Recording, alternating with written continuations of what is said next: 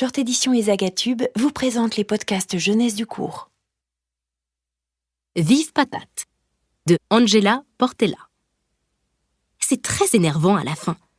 Quand Emma veut entrer dans la chambre de sa grande sœur, Justine dit toujours « Fais pas ci, touche pas à ça ». Avec Léo, son petit frère, c'est encore pire. Dès qu'elle touche à ses jouets, il se met à hurler « Ouin, ouin !» Quel cauchemar celui-là! Ça ne peut plus durer. Emma doit trouver une solution. Un matin, en se réveillant, elle décide de ne plus jamais jouer avec eux. À partir d'aujourd'hui, je ne reste qu'avec Patate. Patate, c'est l'ombre d'Emma.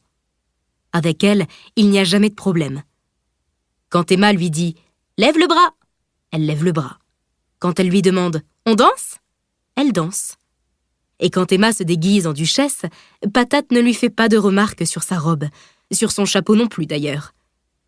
Patate ne dit jamais « Il est horrible ce chapeau à fleurs, ça ne va pas du tout avec ta robe ».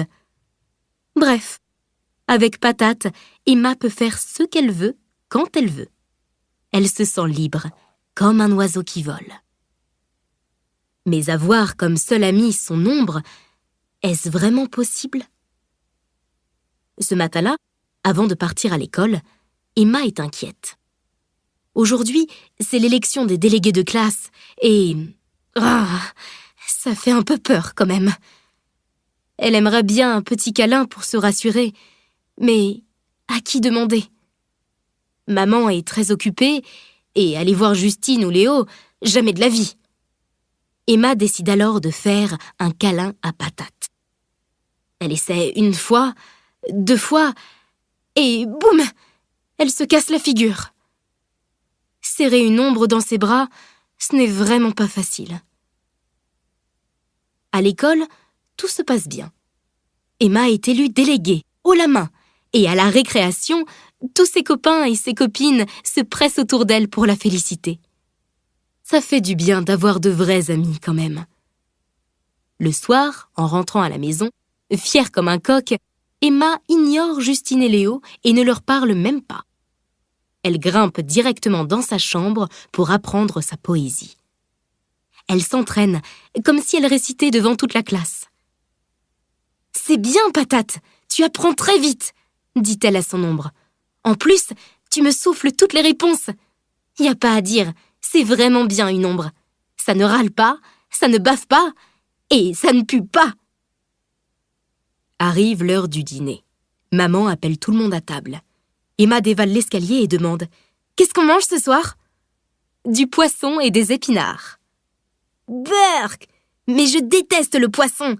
Et les épinards, bof !» Déçue, elle s'installe à table et regarde son assiette avec dégoût. Tandis que Justine et Léo dévorent leur plat, Emma mange du bout des lèvres et se met à penser.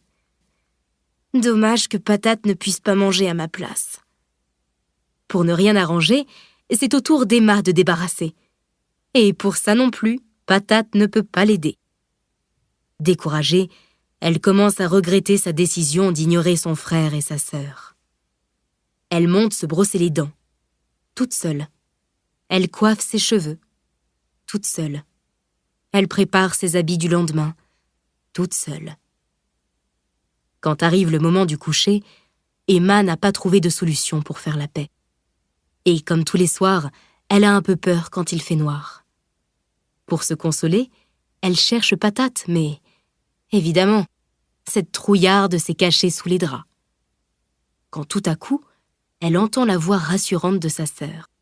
« Tu dors, Emma ?»« Non, pas encore. Il m'énerve, Léo, à ronfler comme ça.